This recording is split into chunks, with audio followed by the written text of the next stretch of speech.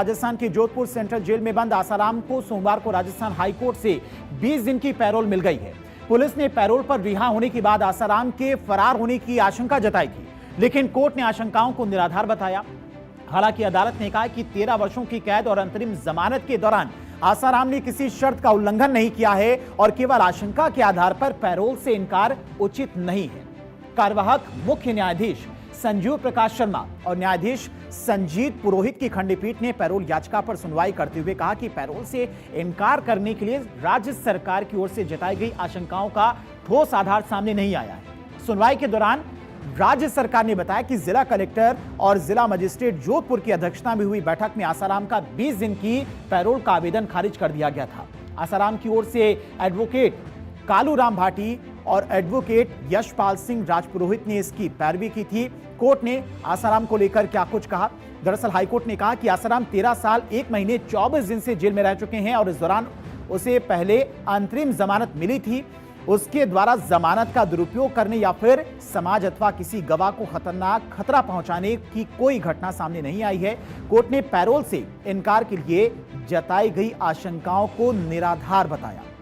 हालांकि राज्य सरकार के द्वारा तमाम दलीलें दी गईं, लेकिन उन दलीलों को कोर्ट ने निराधार बताया है और साथ ही साथ कोर्ट ने कहा कि आसाराम ने किसी भी शर्त का उल्लंघन नहीं किया है। अब खंडपीठ ने क्या कहा, राजस्थान में हुई सजा के सामने पैरोल के नियम लागू होंगे, जबकि किसी अन्य राज्य में दर्ज आपराधिक मामले की कार्रवाई वहां के कानून के अनुसार जारी रहेगी। कोर्ट ने 50,000 रुपए के व्यक्तिगत मुचलके और 25,000 रुपए के 2 सक्षम जमानतदारों की शर्त पर 20 दिन की पैरोल को मंजूरी दे दी, यानी कि आसाराम को बड़ी राहत कोर्ट की तरफ से मिली है। गौरतलब है कि राजस्थान हाई कोर्ट ने 27 मई को नाबालिग से यौन उत्पीड़न के केस में आसाराम की आजीवन कारावास की सजा को बरकरार रखा था।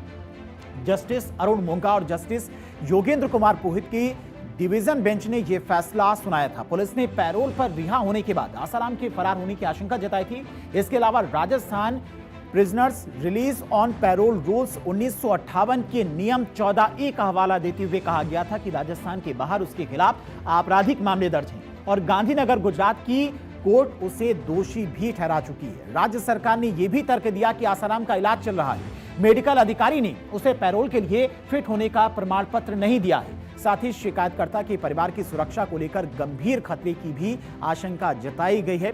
अब आसाराम केस में कब क्या क्या हुआ है तो वो भी आपको पूरी टाइमलाइन के जरिए बताते हैं। जोधपुर आश्रम में नाबालिग से दुष्कर्म फिर गिरफ्तारी हुई।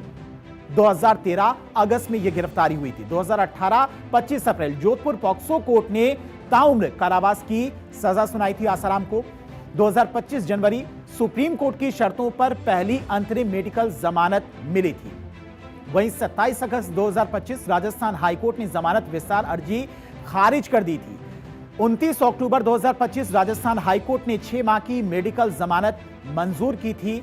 इसके अलावा अगर बात की जाए 8 दिसंबर की तो सुप्रीम कोर्ट ने जमानत रद्द करने की याचिका खारिज की। हाईकोर्ट को 3 माह में अपील निपटाने का निर्देश भी दिया गया था। 15 अप्रैल 2026 मेडिकल ग्राउंड पर जमानत आगे बढ़ाने की अर्जी दायर की गई थी।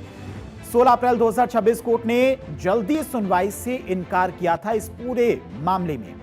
17 अप्रैल 2026 की बात करती हैं तो सजा स्थगन से जुड़ी अपील पर आसाराम पक्ष की बहस पूरी हो गई थी। इसके अलावा 20 अप्रैल को पीड़ित पक्ष की बहस पूरी, अब फैसला सुरक्षित रखा गया था और आज कोर्ट की तरफ से फैसला सुनाया गया। 27 मई की अगर बात करते हैं राजस्थान हाईकोर्ट ने सजा को बरकरार रखा था। पूरे मामले की सुनवाई के दौरान कोर्ट की तरफ से सजा में कोई ढील नहीं दी गई थी और सजा को बरकरार रखा गया था। लेकिन आज कोर्ट की तरफ से 20 दिन की पैरोल मिली है। 13 साल जेल में बिताने के बाद आसाराम को पैरोल तो मिल गई, लेकिन उसकी उम्र कैद की सजा अभी बरकरार है और सबकी नजर इस बात पर होगी कि पैरोल की शर्तों का पालन कैसे होता है।